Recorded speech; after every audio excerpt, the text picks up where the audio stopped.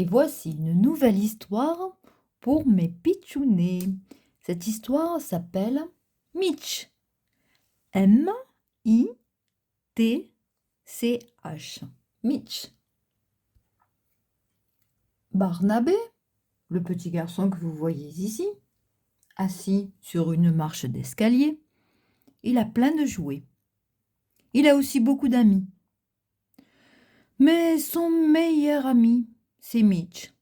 Mitch, sa peluche. Seulement voilà, aujourd'hui, Mitch a disparu. Barnabé, Barnabé, s'écrie la maman du petit garçon. Oncle Jean et tante Marie s'en vont. Bien vite leur dire au revoir. Je cherche Mitch, je viens tout de suite, répond Barnabé. Ah, si les jouets pouvaient parler, se dit-il, Mitch m'appellerait sûrement de là où il est. Barnabé claque 3 fois des mains pour faire le bruit de trois fessées, fort si fort que le bruit passe par la fenêtre et parvient aux oreilles du petit ours, là-bas, au fond de la voiture. Regardez la voiture. C'est la voiture d'oncle Jean qui s'en va. Et c'est là que Barnabé l'a oublié. Dans la voiture. Oh, oh, oh, il n'est pas prêt de retrouver sa peluche. Tout à coup, Mitch bouge les pattes, remue la tête, il est vivant. Il se lève et d'un bond, comme un vrai petit ours, il saute par la fenêtre de l'auto et tombe dans l'herbe. Mitch, d'abord tout étourdi, ne sait plus où il est. Puis il se met debout et court vers la maison de Barnabé, en coupant à travers bois.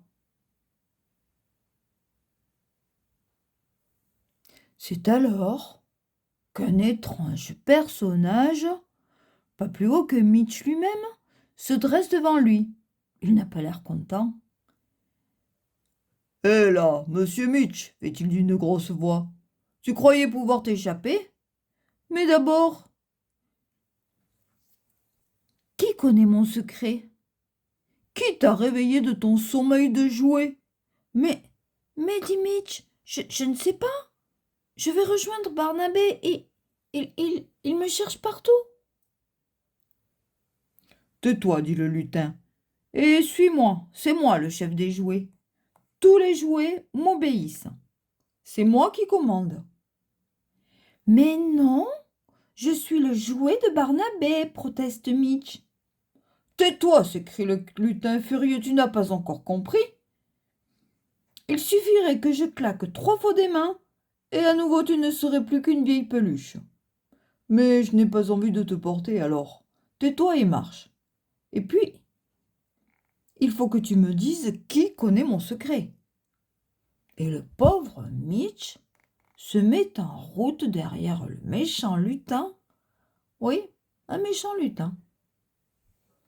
Arrivé près de l'arbre du lutin, Mitch lève les yeux au ciel et oh, sur les branches de l'arbre, il y a des singes qui font de la gymnastique, des poupées, des ours, des panthères, des souris, des moutons, un éléphant qui fait du toboggan.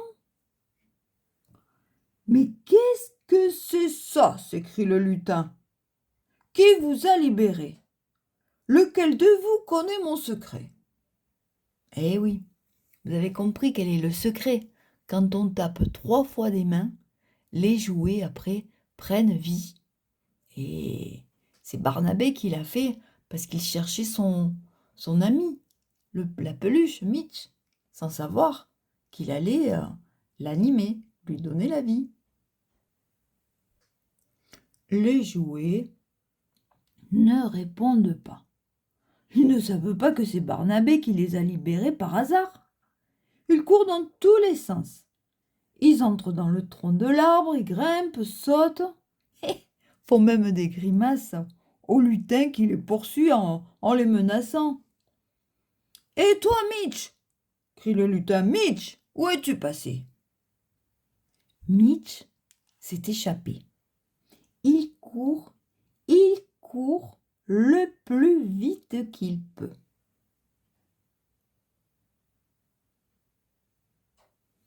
À la barrière du jardin de Barnabé, il grimpe, grimpe, c'est très haut pour un petit ours.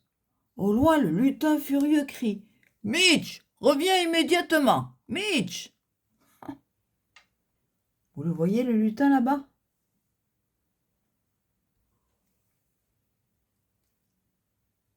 On le voit par la fenêtre, Mitch.